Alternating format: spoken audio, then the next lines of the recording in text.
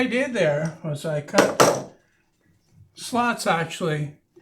This is not actually a box joint. This is going to be a spline joint, what I'm calling a boxed spline joint. And it uses a loose spline to join the two edges of the box like this. They'll line up perfectly because they were cut in the same plane with the same machine, with the same blade, everything like that. So all I need to do now is take my jig off the saw, get it out of the way, and then I've got a piece of walnut here that I'm going to cut to the same thickness as these joints that I cut, so it'll fit in there tightly, and then I'll cut them the length and glue them in, glue the box together. Before I cut the splines to the corners, I'm going to cut a groove along the bottom here to receive the bottom panel of the box, since I actually want it to be a box afterwards. And that would be the best way to put the bottom panel in. So I set the fence about a 1/4 inch away from the blade. I'm going to run it through, move it, run it through again to get my 1/4 inch dado in the bottom. The walnut is already cut to about the right width, the same thickness as this material here. It's actually a little bit thicker. Always better to have more material that you can actually plane down or sand off than not enough that you'll have to either plane down the sides or try to fill up. So I'm just going to cut this to about a 1/4 inch thick. I'm going to try it in the joint as I go, just to make sure that it fits properly.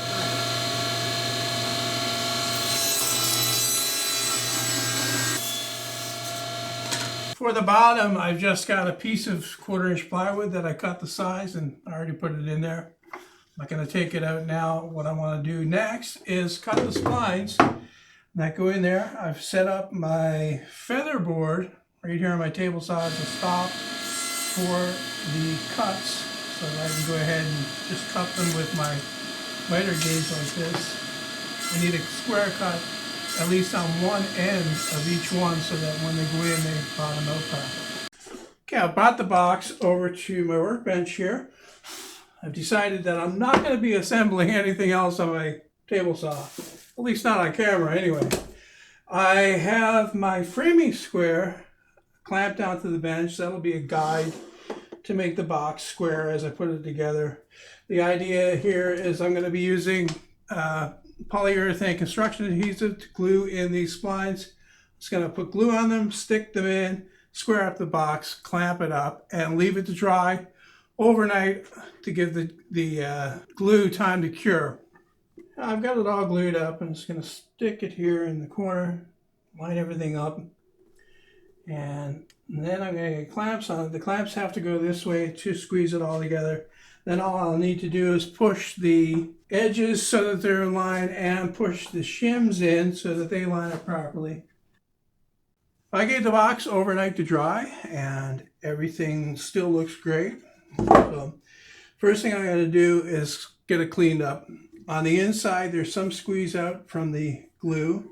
I'm just going to take a 3/4 inch chisel and cut off the glue on the inside. I'm not going to be too overly concerned about it. It's just a box after all. There are lots of ways that you can trim down the splines. I'm going to use a hand plane. I'm going to put it in my vise here. Tighten it in relatively tight, and then I've got a small block plane. I'm just going to get it down close to the side so that I can get the rest with the sander.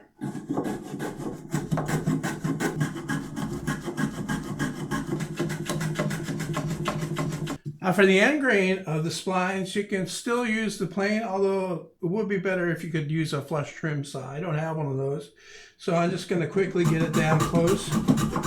It helps if your plane is razor sharp, and also helps if you put it on a slight angle, well, not even slight, 30-degree angle like that, and that'll slice through the end grain a bit easier.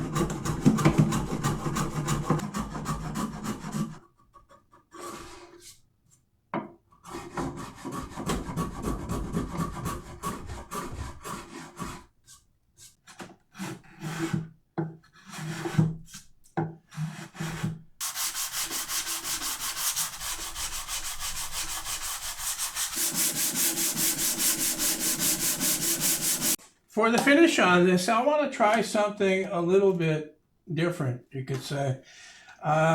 used to be anything like this, I would immediately go for an oil-based polyurethane, or maybe stain it beforehand.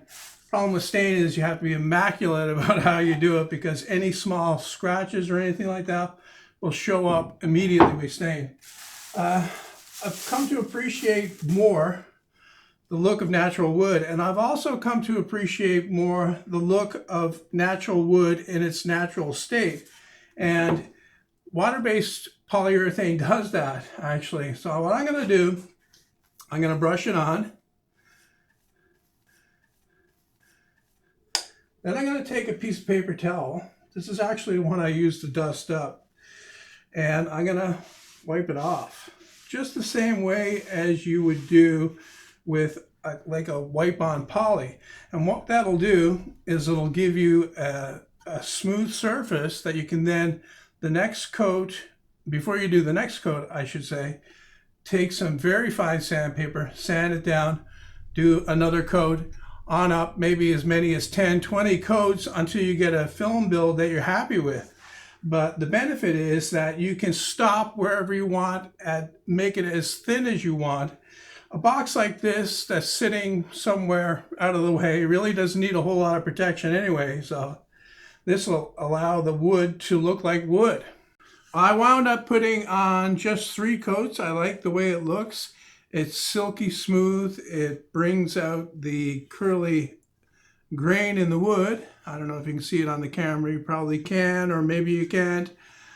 Who knows? I also took the time to make a lid for it, and had a bit of a problem with my CNC thing. I was trying to actually make an inlay. I was going to carve this out with this. Actually, it's upside down. And then I made up a cedar. I didn't have enough walnut, actually. Cedar will look a lot like walnut when you put a finish on it anyway. I cut this out, and then I quickly stuck in the cedar to cut out the inlay for it. And then I realized that it wasn't cutting out straight after I vacuumed this off, actually, and saw how crooked and out of line everything was. So I stopped the milling on the other part and just put some black paint in there. I may in the future redo it, you know, but it is what it is. After all, it's just a box. In my box joint jig setup video, I use my steel square here to line up the part for cutting on my saw sled. And to do it properly, I had to clean one side down so that you could actually see the numbers. It's been in rough shape for quite a long time. I've had this for many years. I left it outside, you know, doing various projects overnight for weeks on end, actually, and I got rusty. And I'm going to take the time now to clean that off and put a coating on there to try to keep it from rusting. I already did the other side. What I did there was I just sanded it down with this sanding block, and then I put a coating on. I didn't do the framing square. Actually has names for the parts. I think that this is the blade and this is the tongue, or it might be reversed. I'm not sure. I'm not really up on those things. Even though I am a carpenter, I don't know the name off by heart. So I got a bit of paint on here. I'm just gonna scrape that off and then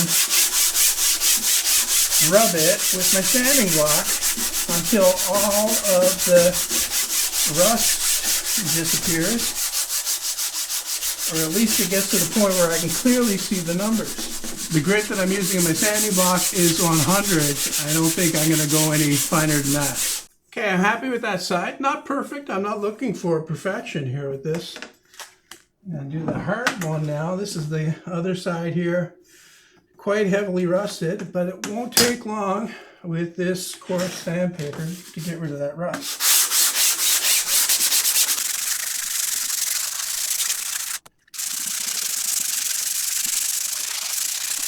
For the finish, I'm just going to use water-based polyurethane. This is actually a tip that I got from Matthias Wandel. He used it on the top of his table saw in the same way I'm about to show.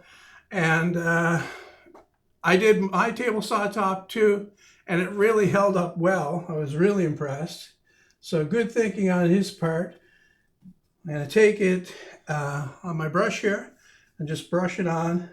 Make sure I get it all evenly coated, and then take a paper towel and wipe it off. This stuff goes on in a very super thin film, and it's very tough and hard, so it's not likely to erode very quickly. Now that it's completely coated and finished, I can take it and put it back up. I'm not going to wait until it completely dries. I'm going to stick it up here where it actually belongs. It's just sitting on the blocks, not down in them. And let it dry up there out of the way so I can get on to other things.